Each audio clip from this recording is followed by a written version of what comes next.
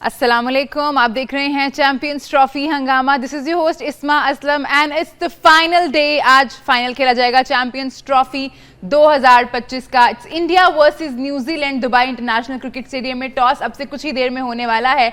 इसी मैच पे गुफ्तगू करने के लिए हमें हमारे दो लेजेंड्स ने ज्वाइन किया है स्टूडियो में, इंजमामुल हक एंड सकलैन मुश्ताक। लेकिन गुफ्तगू का आगाज करने से पहले मैं आपको बताती चलूं कि इंडिया और न्यूजीलैंड 2011 के बाद से काफी रेगुलर रहे हैं नॉकआउट्स में। अगर हम टीम इंडिया की बात करें तो 2011 से अब तक जितने भी आईसीसी इवेंट्स खेले गए हैं, सिर्फ 2012 और 2021 के जो वर्ल्ड कप्स थे उसमें नॉकआउट्स के लिए क्वालिफाई नहीं कर पाई थी India. So out of 14 they have made it 12 times into the knockouts. और अगर हम न्यूजीलैंड की बात करें तो 2011 के बाद से 8 दफ़ा उन्होंने नॉकआउट्स के लिए क्वालिफाई किया है। और रिसेंटली उन्होंने 2021 में, रिसेंटली तो नहीं, खैर पुरानी बात हो गई है, बट 2021 में उन्होंने टेस्ट चैंपियनशिप फाइनल भी इंडिया को हराया था। और आज ये दो टीम चैंपियंस ट्रॉफी के फाइनल में 25 साल के बाद आमने सामने होंगी। देखते हैं कौन सी टीम जो है किस पे बाजी ले जाती है। मैं हेड टू हेड ज़रूर स्टार्ट करना चाहूँगी। अगर हम देखें प्लेयर टू प्लेयर, इंजी भाई, अगर हम रोहित शर्मा की बात करें तो ये टूर्नामेंट उनके लिए उस तरह से नहीं गया है, शायद कंडीशंस उस तरह की नहीं थी, इतना खुल के नहीं खेल पाए। उनका हाईएस्ट स्कोर जो है अभी तक इस टूर्नामेंट में दैट इज़ 44। बट अगर हम उनकी एवरेजेस देखें और स्ट्राइक रेट देखें तो किसी भी टीम के लिए कभी भी थ्रेट हो सकते हैं ये। नहीं, इसमें तो कोई शक वाली बात नहीं है क्योंकि जिस तरह का रोहित शर्मा प्लेयर है कि जिस टाइम भी ये इनिंग्स खेलेगा तो ये मैच विनिंग इनिंग्स खेलता है। कि जो इसका खेलने का स्टाइल है, बड़े कम प्लेयर्स होते हैं कि जी जो टॉप ऑर्डर से इस तरह की इनिंग्स खेलने के कि जी मैच को वन साइडेड कर देते हैं। इससे पहले इंडिया में सहवाग था, वो भी इसी तरह का खेलता था। तो प्लेयर्स को अगर आप इनके स्टैट्स के हिसाब से न्यूजीलैंड से कंपेयर करेंगे प्लेयर्स का, तो मेरे ख्याल में इंडिया के स्टैट्स हैं ना बहुत आगे होंगे इनकी। जो सी अगर आप एवरेज भी देखें ना, स्ट्राइक रेट भी देखें, एवरेज भी देखें, तो वो बहुत ज़बरदस्त हैं। और ये ऐसे प्लेयर हैं कि और स्पेशली ये अपनी कंडीशंस में ना ये बहुत ख़तरनाक हो जाते हैं क्योंकि जी इनका ये बिल्कुल उसका फ़ायदा उठाते हैं, ये बिल्कुल भी लीवरेज नहीं देते। अभी इस टूर्नामेंट में भी देख लेंगे कि जी ठीक है, हम ये तो कहते रहेंगे कि जी इनको फेवर है और वो है भी सही, कोई इसमें ऐसी बात नहीं है, लेकिन इन्होंने उस कंडीशंस का अपना फ़ायदा कितना अच्छा उठाया है। शायद कोई दूसरी टीम है ना उतना फ़ायदा ना उठाती जितना इन्होंने उस चीज़ का फ़ायदा उठाया क्योंकि जी अपनी इन्होंने प्लानिंग पूरी की क्योंकि जी यहाँ स्पिनिंग ट्रैक है, उनके स्पिनर्स ने पूरा फ़ायदा उठाया, बैट्समैनों ने कि किस तरह रन्स करने हैं। अब ये ना फ़ायदा उठाने से मुराद ये नहीं कि जी छक्के वगैरह मारे हैं। रोहित शर्मा ने आके जिस तरह इनिंग्स खेलता कि अपने इसने हिटिंग की, नीचे से विराट कोहली वगैरह ने सिंगल से मैच जीता। दूसरी टीम में जो आउट हो रही है ना वो यहाँ भी बड़ी हिटें मारने जाने हैं कि जिस तरह वो लाहौर में खेल रहे हैं, कराची में खेल रहे हैं, इस तरह की बैटिंग की है उन्होंने दोनों मैचों में, पाकिस्तान के खिलाफ भी और ये अपने बांग्लादेश और न्यूजीलैंड वाला मैच, ये साउथ अफ्रीका, इन्होंने अपने ना सिंगल किए हैं क्योंकि जी उन्होंने कहा कि यहाँ बड़ी हिट नहीं लगेगी। तो कंडीशंस को बेहतरीन तरीके से यूटिलाइज़ किया है। सो मेरे ख्याल में और रोहित शर्मा का ये एक स्टैट्स भी हैं और मेरे ख्याल में ये इंडिया का, मैं शायद पढ़ रहा था कि जी पहला कप्तान है कि जो आईसीसी के चारों टूर्नामेंट्स के फाइनल में पहुंच गए। T20 का जीत गए थे, एशिया कप का भी ये जीत गए थे और ओडीआई का ये फाइनल हारे थे वरना, और आज फिर इनका देखते हैं कि जी क्या होता है। वरना ये मेरे ख्याल में उनका बेस्ट कप्तान हो जाता था जो आईसीसी के चारों टूर्नामेंट जीत जाता। सकी भाई, अगर हम दोनों टीम्स की बात करें तो बैलेंस्ड साइड दोनों, अगर हम इनकी बैटिंग देखें तो इंडिया की बैटिंग जो है वो नंबर 8 तक जाती है। फिर अगर हम न्यूजीलैंड की देखें तो उनकी भी 7वें नंबर तक बैटिंग है। और ऐसा नहीं है कि जो ऑलराउंडर हैं वो दोनों काम सही नहीं कर सकते, वो बॉलिंग भी बेहतरीन करते हैं और बैटिंग भी बेहतरीन करते हैं। तो दोनों बैलेंस टीम्स और वेल डिजर्विंग टीम्स जो हैं वो फाइनल में पहुंची हैं, इसमें कोई शक नहीं है। दो बेस्ट टीमें आ गई हैं ऊपर और दोनों ने प्रूफ दिया है दुनिया को कि वी आर द बेस्ट और हमारी प्रेपरेशन सबसे बेस्ट है, हमारे कम्बिनेशन सबसे बेस्ट है, हमारी एग्जीक्यूशन सबसे बेस्ट है और जिसकी वजह से आज दोनों टीमें एक दूसरे के मद्दे मुकाबिल हैं। बट एक ज़ाहिर है जो स्टैट्स और सारी चीज़ें जो हमारे सामने आ रही हैं वो तो है ही है, बट आज जो मैच है वो 2.25 बिलियन का मैच होगा 9 मिलियन के साथ। तो इधर आप ये देख लेंगे 2.25 बिलियन जो बोर्ड है BCCI है और 9 मिलियन जो है वो न्यूजीलैंड का है। तो न्यूजीलैंड का प्रोडक्ट जो है वो 9 मिलियन समझ लें कि उसके ऊपर लगा हुआ है और इधर 2.25 बिलियन लगा हुआ है। तो बाकी चीज़ें उन्होंने 9 मिलियन लगा के बैलेंस करके इनके साथ आ गए हैं और वो 2.25 बिलियन का लग के जो है ना इनके साथ मुकाबला खेलेंगे आज। सकी भाई, अगर हम प्लेयर टू प्लेयर बात करें, अब रोहित शर्मा और विल यंग की अगर हम कंपैरिजन करें तो बनता ही नहीं है, because Rohit Sharma is like the greatest. अगर अब हम उनके नंबर्स देखें, 2007 से जो है वो टीम का हिस्सा हैं, और will young comparatively very young cricketer. 2021 में उनका आगाज़ हुआ था, 2025 और अब तक उन्होंने 44 मैचेस खेले हैं। उनका स्ट्राइक रेट देखें तो 87 है, but he is doing great. जी बिल्कुल, इसमें कोई शक नहीं है जी। इसीलिए तो देखें दुनिया को डोमिनेट कर रही हैं दोनों टीमें और इनके प्लेयर्स। और आज के दिन मेरा ख्याल है सारा इन दोनों के प्लेयरों की बातें होती रहेंगी, दोनों टीमों की बातें होती रहेंगी। They earn it and they deserve it. मैं ये समझता हूँ, अभी रोहित शर्मा की भी आप जो बात कर रहे थे, उसके रन्स उतने नहीं हैं मगर उसकी प्रेजेंस है, उसकी एक असर है और उसकी लीडरशिप क्वालिटीज़ है। दो चीज़ें होती हैं, एक तरफ होता है रन्स, एक तरफ होता है आपकी इंटेंट और आपका जो रोल है उसको कैसे आप अदा कर रहे होते हैं एज ए प्लेयर भी। अगर आपकी इंटेंट है और रन्स नहीं हो रहे हैं तो वो इंटेंट ट्रिकल डाउन करती है सबके अंदर कि यार हमारा लीडर जो है उसने कहा कि मैं ऐसे जाऊंगा, ये मेरा रोल है और ये मेरा प्लान है, वो उसको एग्जीक्यूट करता है। रन्स नहीं होते मगर वो इंटेंट ट्रांसफ़र हो जाती है, वो उसने जिस तरीके से एग्जीक्यूट किया होता है वो अंदाज ट्रांसफ़र होता है और फिर सारे उसको एम्ब्रेस करते हैं और वो उस तरह अपना एग्जीक्यूट करना शुरू हो जाते हैं। तो आई थिंक उसने जो स्टार्टिंग से जो बता रहा है दुनिया को, इस मरतबा इतने रन्स तो नहीं हुए बट उसने अपना इंटेंट बता दिया, अपना रोल बता दिया, अपना प्लान बता दिया कि मैं ऐसे जाऊंगा और मैं अपनी टीम को इस तरह सपोर्ट करूंगा। और इनसे भाई ने जो कहा कि नीचे विराट कोहली है, वो क्लासिकल क्रिकेट खेलता है, इंटेलिजेंट क्रिकेट, मैनूवरिंग करके, भाग दौड़, मेहनत करके। इस वाले टूर्नामेंट में उन्होंने बहुत मेहनत की है, बाउंड्रीज उनकी बहुत ही कम थी, बट उनके अगर हम स्ट्राइक रोटेट जिस तरह से वो कर रहे थे वो बहुत ही बेहतरीन था और काफ़ी एग्जाम्पलरी भी था बाकी क्रिकेटर्स के लिए। अगर हम बात करें तो इंजी भाई, शुभमन गिल और रचिन के बारे में मैं ज़रूर बात करना चाहूँगी। इन दोनों का तो हम मुझे लगता है बहुत ही फेयरली कंपैरिजन कर सकते हैं। शुभमन गिल ने सेंचुरी भी की है इस टूर्नामेंट में, और अगर हम उनका स्ट्राइक रेट देखें दैट इज़ 100, और अगर हम रचिन का देखें तो दैट्स 108। नहीं, ये रचिन है ना, मैं इसकी बात करूँगा और स्पेशली यहाँ जिस तरह ये खेल रहा है आके इन पिचेस पे, इन कंडीशंस पे, तो ये बहुत बड़ी बात है। मैं अगर फेयर ओपिनियन निकालूँ ना कि अगर ये स्पिनिंग ट्रैक ना हो और ये सब कॉन्टिनेंट से बाहर मैच हो तो न्यूजीलैंड फेवरेट टीम है। जो ये बैलेंस इनकी टीम है ना जी, तो न्यूजीलैंड फेवरेट होगी। हम सिर्फ ये नहीं है कि जी इंडिया की बैटिंग है ना बहुत फेवरेट है या इस तरह की है, न्यूजीलैंड की बैटिंग भी है ना बहुत ज़्यादा बैलेंस्ड है, बहुत ज़बरदस्त है, एक्सपीरियंस है। लेकिन सिर्फ अगर आप पिछला मैच भी देखो ना, कंडीशंस की वजह से ये हारे हैं। ये इंडिया को ये कंडीशन सिर्फ फेवरेट कर रही हैं कि उसकी वजह से कि जी 4 स्पिनर से। आप अगर नोट करें कि कितने वनडे के मैचेस, कितने टूर्नामेंट में कभी आपने देखा कि जी 4 स्पिनर्स के साथ खेलते हैं, कोई कहीं भी कोई आपको इस तरह के जी 4 स्पिनर्स के साथ खेल रहे हैं। तो इसका मतलब ये है कि जी कंडीशंस किसी के लिए बनाई जा रही हैं कि ये आईसीसी का टूर्नामेंट नहीं है कि जी आप है ना कि आईसीसी का टूर्नामेंट है कि जी आप है ना फेयर कंडीशंस बनाएं। जिस तरह पाकिस्तान की पिचेस थी ना दोनों के लिए कि जी अगर एक टीम ने 300 किया है तो दूसरी ने भी 300 किया है, फेयर थी। यहाँ सिर्फ स्पिनर्स के लिए कि जी 4 स्पिनर्स खेल रहे हैं। लेकिन लकीली ये है कि जी न्यूजीलैंड भी है ना स्पिनर्स के मामले में ना थोड़ा सा बेहतर है क्योंकि जो उनके स्पिनर्स ने भी इस टूर्नामेंट में बेहतर परफॉर्मेंस दी है। तो यहाँ मैं ये शुभमन गिल तो नंबर 1 प्लेयर है इस टाइम, इसमें कोई नहीं। दोनों यंग प्लेयर्स हैं और दोनों टीमें अपना बहुत ज़्यादा रिलाई इस चीज़ पे कर रही हैं, इन दोनों प्लेयर्स पे।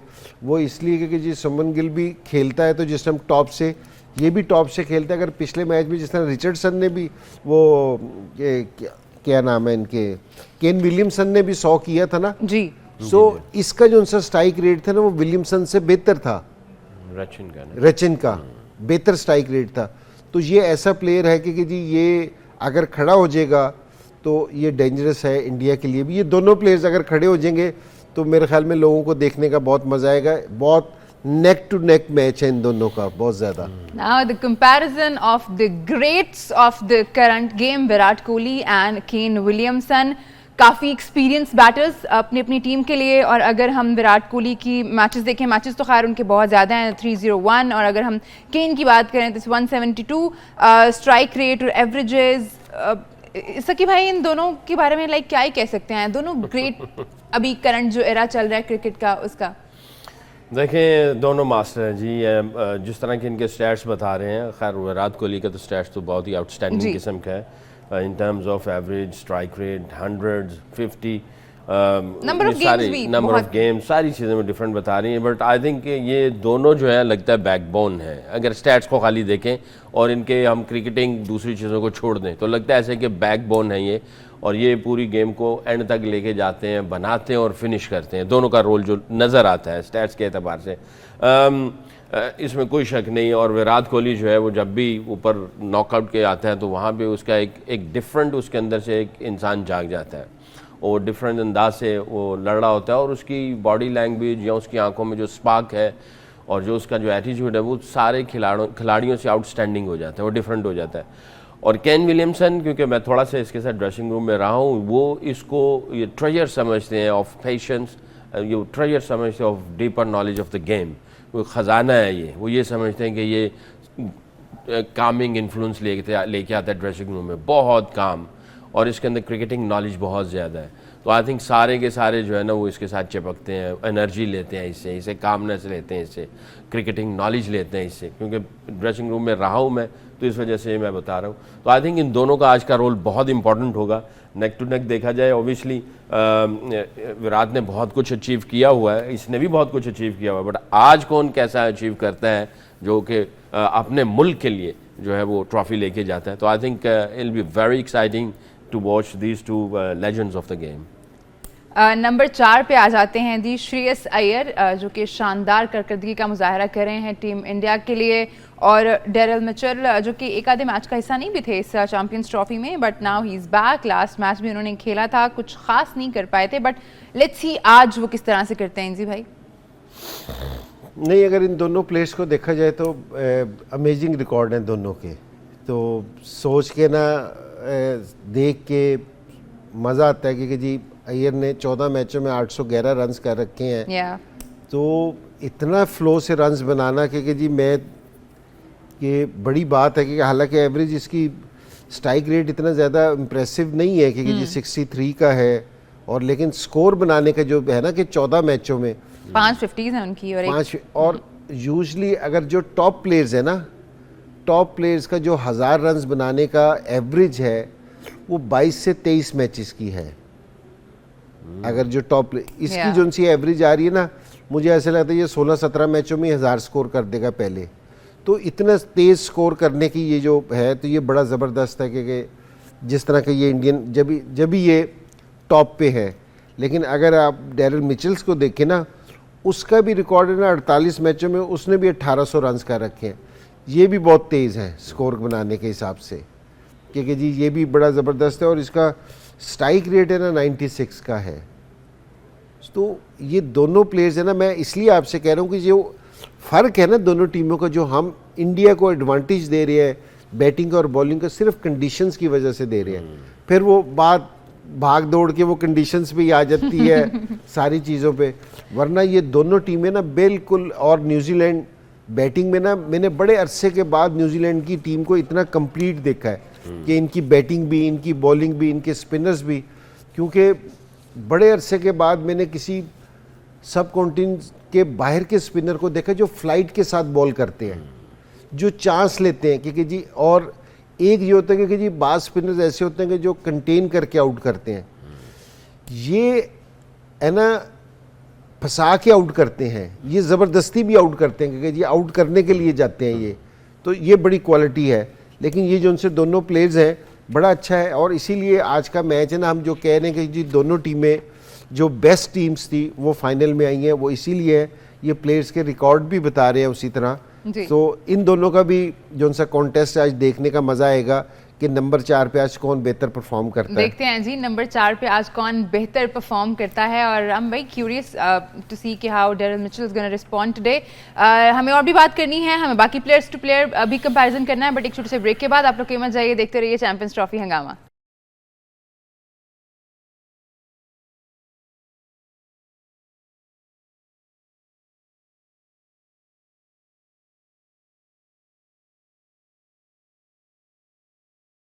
Welcome back. आप देख रहे हैं चैंपियंस ट्रॉफी हंगामा। फाइनल आज होने जा रहा है, कुछ ही देर में टॉस हो जाएगा। It's India versus New Zealand at Dubai international cricket Stadium. Break पे जाने से पहले हम हेड टू हेड कंपैरिजन कर रहे थे प्लेयर्स का, लेकिन अब मैं चाहूंगी कि हम थोड़ा कंडीशंस पे बात कर लें, टॉस पे बात कर लें। इंजी भाई, क्या लगता है अगर टॉस जीतते हैं रोहित शर्मा, जो कि वेरी अनलाइकली है क्योंकि टॉस वो बहुत ही रेयर जीतते हैं, अगर वो जीत जाते हैं तो उनको क्या करना चाहिए? नहीं, मेरे ख्याल में तो दोनों टीमें बैटिंग करके एक रीजनेबल स्कोर है ना बोर्ड पे लगाने की कोशिश करेंगे, क्योंकि जी प्रेशर वाला मैच है, बाद में ना स्कोर करना इतना आसान नहीं होगा। और दूसरी चीज़ ये है कि कंडीशंस है ना बहुत मैटर करती हैं। अगर कंडीशंस का हमें पता हो ना कि जी पिच, बास टाइम ये होता है कि जी जो पिच तैयार हुई हो ना कि जिस पे काफ़ी दिन से मैच ना, तो थोड़ा सा मॉइस्चर होता है उस पर, वो अर्ली ऑन है ना फास्ट बॉलिंग को भी हेल्प देती है। तो ये चीज़ देखनी पड़ेगी। लेकिन मोस्टली यही हुआ है कि जिस टाइम ज़्यादा प्रेशर वाला मैच हो ना, तो टीमें क्या करती हैं कि जी पहले बैटिंग को प्रेफर करती हैं कि जी, और दूसरी की, क्योंकि देना दोनों टीमें ना को कोई बहुत ज़्यादा फ़र्क नहीं है, बैटिंग भी बैलेंस है, दोनों का जो उनका बॉलिंग कम्बिनेशन है ना वो भी तकरीबन आलमोस्ट सेम है, कि वो भी 4 स्पिनर्स के साथ तैयार है पूरी तरह, और उन्होंने लास्ट टाइम बॉलिंग भी की है और ये भी 4 स्पिनर्स पे करते हैं। तो यूजली तो ये होता है कि जिस टाइम आपके पास स्पिनर्स हैं तो आप है ना बाद में बॉलिंग को प्रेफर करते हो कि विकेट थोड़ी सी रफ हो जाए, थोड़ी सी ज़रा खुरदरी सी हो, ताकि ना बॉल थोड़ी सी ग्रिप करनी शुरू हो जाए। अगर ये जिस तरह शक्लैन ज़्यादा बेहतर बताएगा, एज ए बैट्समैन बता रहा हूँ कि टॉस आ गया एनसी भाई जी। News from the centre, New Zealand has won the toss और मिचेल सेंटनर ने कहा है कि वो पहले बैटिंग करेंगे। टीम में एक चेंज है, मैट हेनरी, जैसे कि हम कल प्रोग्राम में भी बात कर रहे थे कि उनका इंजरी के मसाइल चल रहे हैं, शायद वो फाइनल का हिस्सा ना हो, और ऐसा ही हुआ है। नेथन स्मिथ उनकी जगह टीम का हिस्सा होंगे आज। और रोहित शर्मा आज फिर मैच टॉस हार गए हैं और 15 टॉसेस मुसलसल हारे हैं। सकी भाई रोहित शर्मा का कहना था कि वी डोंट माइंड कि हम सेकंड बैट कर रहे हैं, इट्स ऑल राइट, हम यहाँ पे काफ़ी रहे हैं और हमने क्रिकेट भी खेली है, तो ठीक चल रहा है। अच्छा, मुझे कहा जा रहा है कि मैं एक ब्रेक ले लूं, मैं अपनी ही धुन में लगी हुई हूँ, एक ब्रेक ले लेते हैं, उसके बाद वापस आते हैं ब्रेक से। तो हम टॉस पे, कंडीशंस पे और बाकी जो प्लेयर्स हमारे रह गए थे उन पे बात करेंगे, लेकिन एक छोटे से ब्रेक के बाद आप लोग की मत चाहिए, देखते रहिए चैंपियंस ट्रॉफी हंगामा।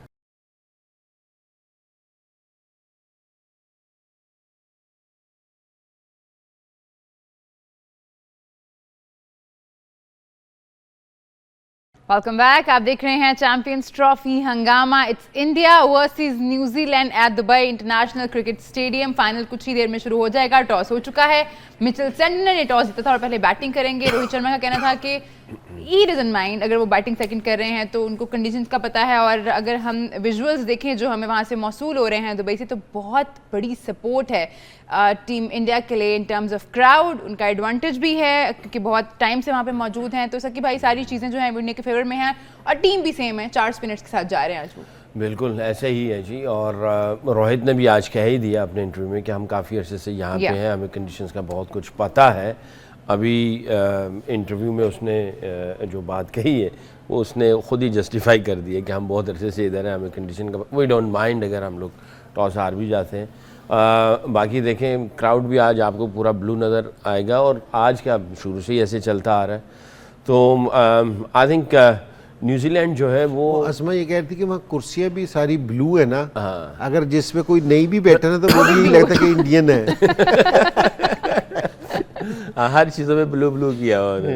तो दूसरा ये है कि न्यूजीलैंड ने जो है, और अगर ये एक और चीज़ ब्लू से याद आई, अगर आप आईसीसी में जितने कमेंटेटर्स हैं, अगर आप उनके जैकेट्स देखें वो भी सारे ब्लू हैं जी, जितने सारे। आज मैं भी ब्लू हूँ, वी ऑल आर ब्लू। ठीक है ना। तो देखिए, न्यूजीलैंड ने ऑब्वियसली जो है 4 स्पिनर्स हैं, तो बनता तो यही है कि सेकंड जो है ना वो बॉलिंग की जाए जी। और पिछली दफ़ा जो है ये चेज करते हुए थोड़ा सा हुआ था, तो उन्होंने इसको स्विच कर, आज उन्होंने पहले बैटिंग करेंगे, पिछली दफ़ा इन्होंने बॉलिंग पहले की थी, तो ये थोड़ा एक चेंज लेके आए। दूसरा, ये 4 स्पिनर्स हैं तो यूटिलाइज़ करना चाह रहे हैं कि शायद 5% भी थोड़ा सा पिच में टर्न थोड़ा सा ज़्यादा हो जाए, 2-5% थोड़ा सा वो हो जाए। तीसरी चीज़ ये है कि नॉकआउट में जब आप पहले बैटिंग करते हैं तो रन्स ऑन द बोर्ड जो है ना, ये भी एक प्रेशर जो है ना वो क्रिएट करते ही करते हैं। बट आई थिंक ये सारी चीज़ों को उन्होंने एवेल्यूएट किया होगा और किया है डेफिनेटली मैं ये समझता हूँ कि जब ये डिफेंड करेंगे तो इन्होंने 3 चीज़ों के ऊपर जो है ना बड़ा फोकस करेंगे। पहला ये कि डिसिप्लिन बहुत वो जो है ना वो रखेंगे जी। कि पूरा जो प्लान्स हैं और जो गेम का जो जितना वो पैन आउट हो रही होगी उसके अंदर ये पहली प्रायोरिटी उन्होंने डिसिप्लिन को जो है ना वो रखना है। दूसरी चीज़ जो आएंगी वो उनकी फील्डिंग जो है ना उन्होंने फील्डिंग से मात देनी है। अगर आप वैसे भी देखेंगे इनकी तो इनकी फील्डिंग के जैसे आपने स्टैट्स दिखाए हैं बैटिंग के मैन टू मैन और आईसीसी नॉकआउट में कितनी दफ़ा आए, और अगर आप फील्डिंग के स्टैट्स निकालेंगे तो दे आर टॉप टू में आते हैं। ये कैच पकड़ने में जैसे ग्लेन फिलिप है वो एक एनर्जी लेके आता है। जब आपके ऐसे फील्डर्स हो जो टीम जो डिफेंड करने वाले हो तो वो वैसे ही सारे फील्डर्स की जो है ना वो एक ऐसी वाइब्स क्रिएट कर देता है, एनर्जी पास ऑन करता है। तो पहला डिसिप्लिन, दूसरा जो है इनका वो होगा फील्डिंग, तीसरा ये स्पिन के ऊपर जो है ना ये रिलाई करेंगे बहुत ज़्यादा। मैट हेनरी नहीं है उनकी जगह पे, जो भी जिसको लेके आए हैं आई थिंक वो उसकी कमी तो पूरी नहीं करेगा, बट अगेन इनके जो प्लान्स होते हैं वो इनकी डिमांड यही होती है कि आपने अपने प्लान को जो है ना अच्छे तरीके से एग्जीक्यूट करना है। नो प्रेशर, विन और लूज का। हम डिस्कस कर रहे थे प्लेयर टू प्लेयर। मैं चाहूंगी बाकी जो प्लेयर्स कुछ रह गए थे उन पे भी हम जरूर एक नज़र दौड़ा लें। So here we are at number 5, Axar Patel and Tom Latham. तो अगर यहाँ पे हम एक्सपीरियंस की बात करें सो अक्षर काफ़ी पीछे हैं और टॉम लेथम ने 88 इनिंग्स खेल रखी हैं।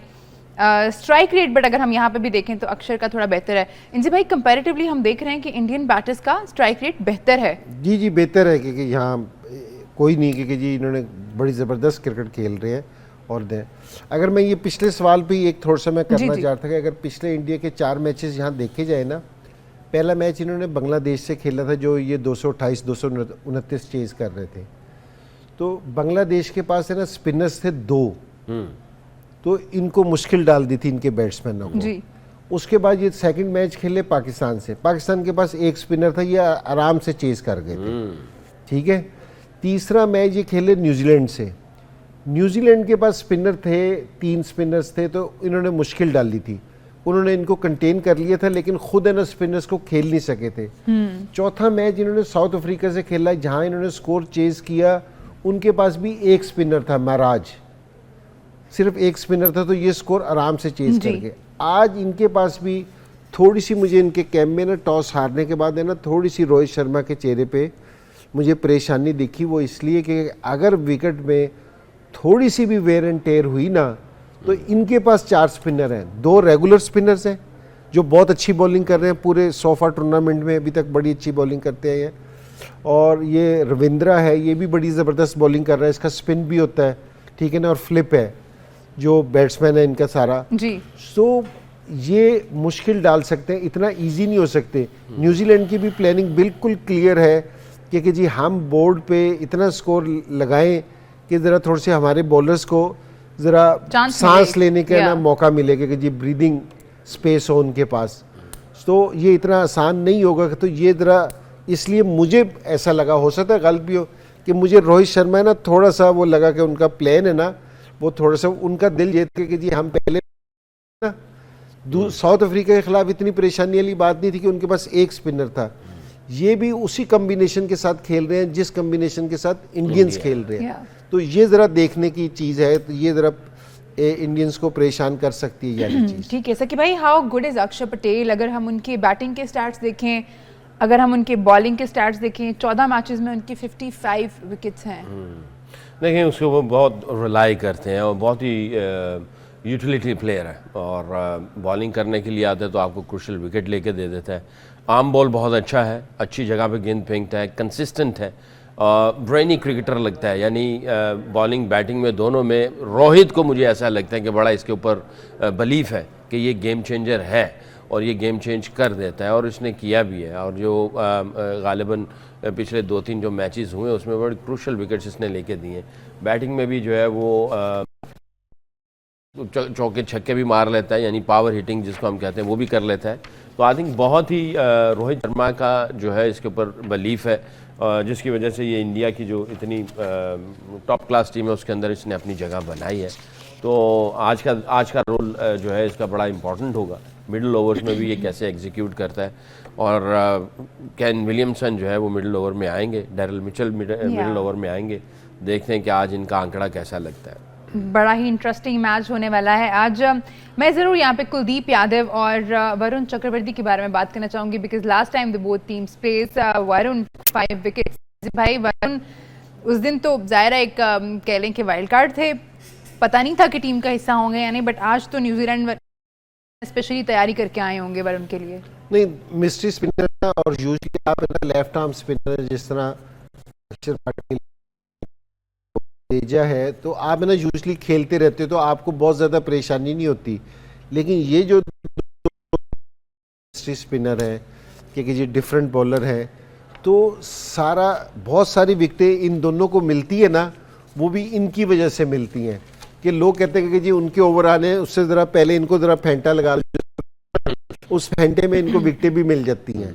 लेकिन उन दोनों से ना, चक्रवर्ती से और दूसरा कौन है ये कुलदीप की वजह से ना थोड़ा सा ज़रा प्रेशर रहता है, क्योंकि जी लोगों को है ना जिन्होंने नहीं खेल रखा ना या ज़्यादा नहीं खेल रखा, उनके लिए बहुत मुश्किल है कि वो मिस्ट्री स्पिनर्स हैं तो तंग करते हैं। तो इनकी दो स्पिनर्स हैं जो विकेट टेकिंग ऑप्शंस हैं, उसके साथ जैसे हम ये बॉलिंग करने आते हैं लोग इनको लूटने के चक्कर में ना विकेटें दे देते हैं। तो लेकिन ये कि इनका कॉम्बिनेशन बहुत अच्छा है। कैसी कॉम्बिनेशन बहुत अच्छा है दोनों टीम्स का combination, from number 1 to number 11 बहुत ही बेहतरीन दोनों साइड्स लग रही हैं। बट आज ग्राउंड में कौन किस तरह से कितना बेहतर परफॉर्म कर पाता है देख के पता चलेगा। तो प्रोग्राम का वक्त खत्म हो गया है। दोनों का मैं बहुत शुक्रिया अदा करना चाहूँगी। आप लोग का भी बहुत शुक्रिया। आपसे मुलाकात होगी हमारी रात 11 बजे। आप लोग मैच एंजॉय कीजिए और देखिए न्यूज़